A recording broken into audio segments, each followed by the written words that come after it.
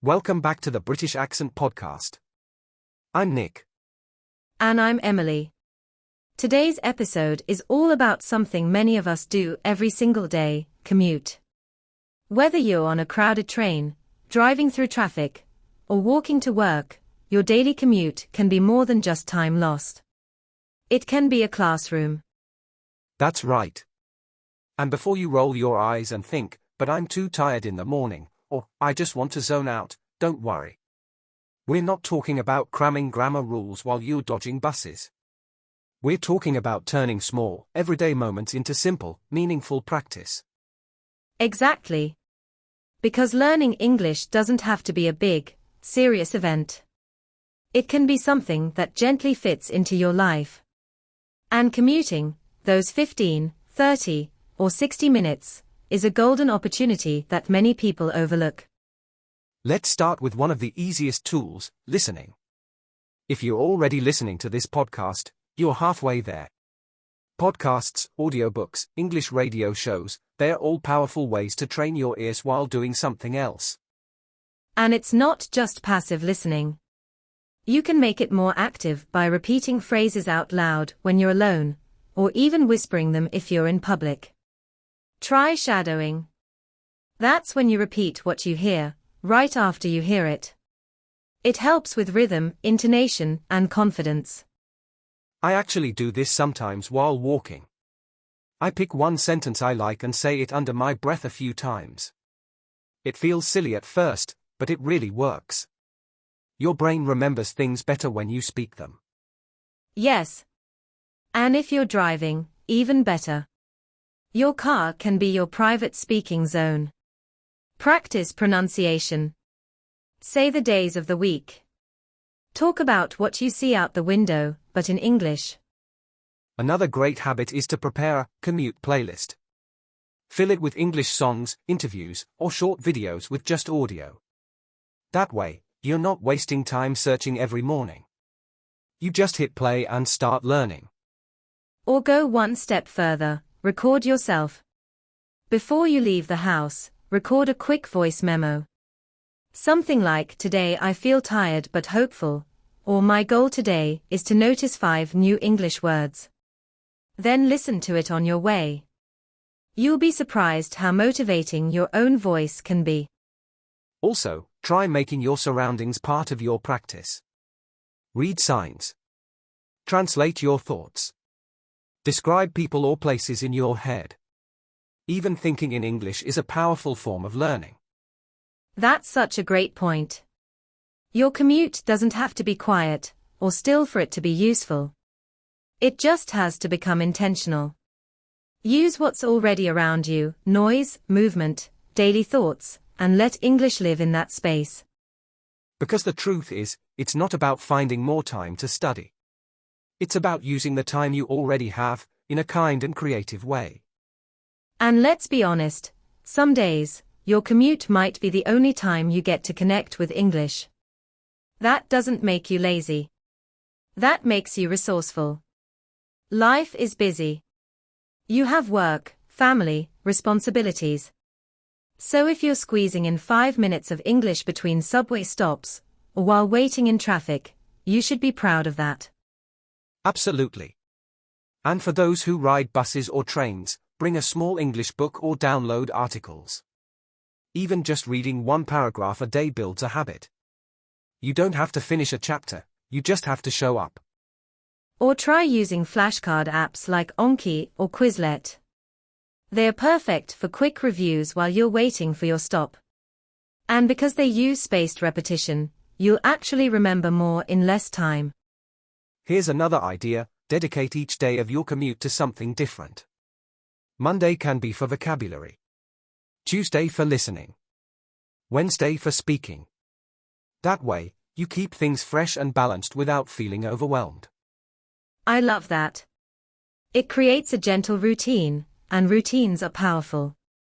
They remove the need for motivation. You don't have to ask, "Should I practice English today?" You just do, because it's part of your rhythm. Exactly. And here's something else I've noticed: when you practice English regularly during your commute, your brain starts to expect it. You enter a kind of language mode as soon as you step outside. It becomes natural, almost automatic. And that's where real progress happens, not in perfect study sessions, but in imperfect, consistent practice. It's the 10-minute podcast you hear on the bus. The one word you learn while waiting at a red light. The quick sentence you speak to yourself while walking to the store. Every one of those moments adds up. You may not feel it at first, but over time, you'll look back and realize how much you've grown. Because you didn't wait for the perfect time. You used this time. The time you already had. So maybe the next time you're commuting, ask yourself, how can this moment become part of my learning? What small thing can I do with the energy I have right now? It's not about perfection. It's about presence. Even on a noisy train or a crowded sidewalk, English can still be there with you, quietly, gently, patiently. And remember, your commute doesn't have to take you away from your goals. It can take you toward them.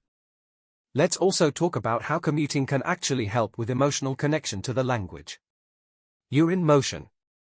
You're surrounded by real life, people talking, the city moving, the sun rising or setting. That energy can make your English practice feel more alive, more human. Yes, it's a great point. We sometimes think learning only happens in quiet rooms, with books open and notebooks full of notes. But life teaches, too. When you practice English during your commute, you're using the language in context. It becomes part of your world, not separate from it. And it's not just about listening or speaking. It's also about mindset.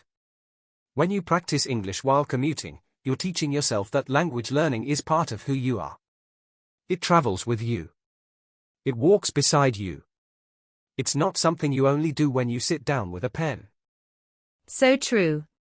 And you can even use this time to build emotional resilience. Let's say you had a rough day. Instead of scrolling on your phone to escape, what if you listened to something uplifting in English? Or recorded a voice note saying how you feel? It becomes emotional self-care and language practice at the same time. You can even start using affirmations during your commute. Simple sentences like, I'm learning at my own pace, or, my English doesn't have to be perfect to be useful. Say them out loud or in your head. Repeat them while walking, driving, or waiting. Over time, they build confidence and calm. Yes. It turns your commute into more than just physical travel. It becomes a time of personal growth, in language, and in self-compassion. And that's what learning English is really about. Not just speaking fluently, but becoming someone who's patient with themselves, who keeps showing up even on hard days. Because let's be honest, if you're still trying to learn English despite having a job, a commute, 1,000 other things pulling at your time, you're already doing something powerful. Exactly. And you deserve to feel proud of that. You don't need hours of free time. You just need intention. A little space in your morning or evening. A podcast. A sentence. A whisper to yourself in English. That small effort, repeated often, will take you further than any intense study session once a month. And it will feel lighter. More natural. More sustainable.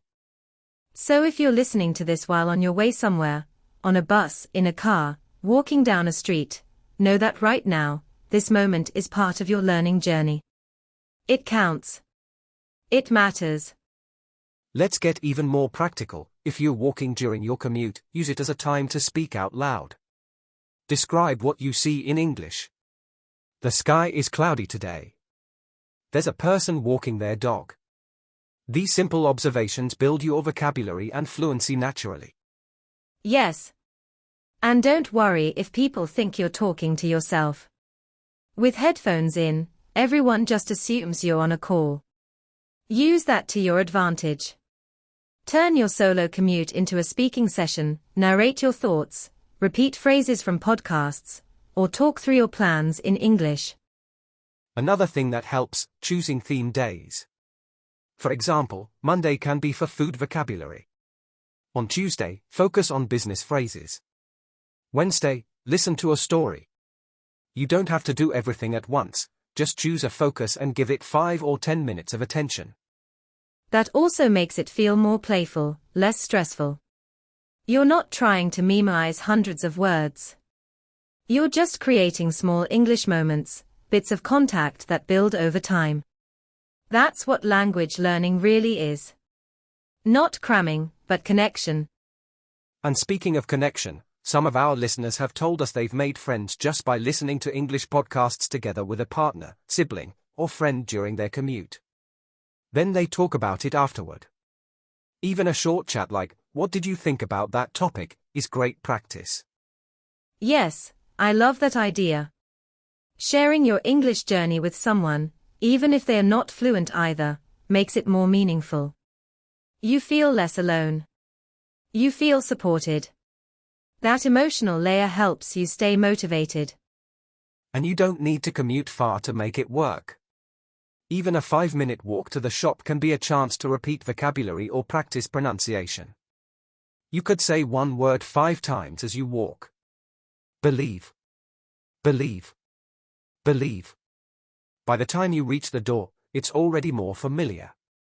That's the secret. We often wait for the perfect conditions. But learning thrives in imperfect ones. When life is noisy, busy, unpredictable, you can still grow. In fact, some of the best English speakers I've met were people who practiced while cooking, driving, walking, waiting. Because they didn't give up. They didn't say, "I have no time." They said, "I'll use this time." That's powerful. That's enough. Here's another idea. If your commute is something you do every day, like taking the same train or driving the same road, you can attach certain language habits to those specific places. For example, every time your train passes a certain station, you repeat a phrase. Or when you hit a certain traffic light, you review a vocabulary word. It turns your environment into a trigger for learning. That's brilliant. It's like building muscle memory, but for your brain. It's less about discipline and more about pattern.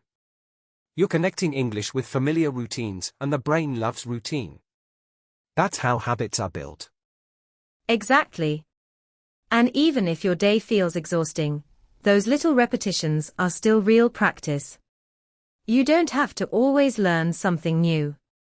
Just reviewing something you already know, while riding a bus or walking home, is still valuable.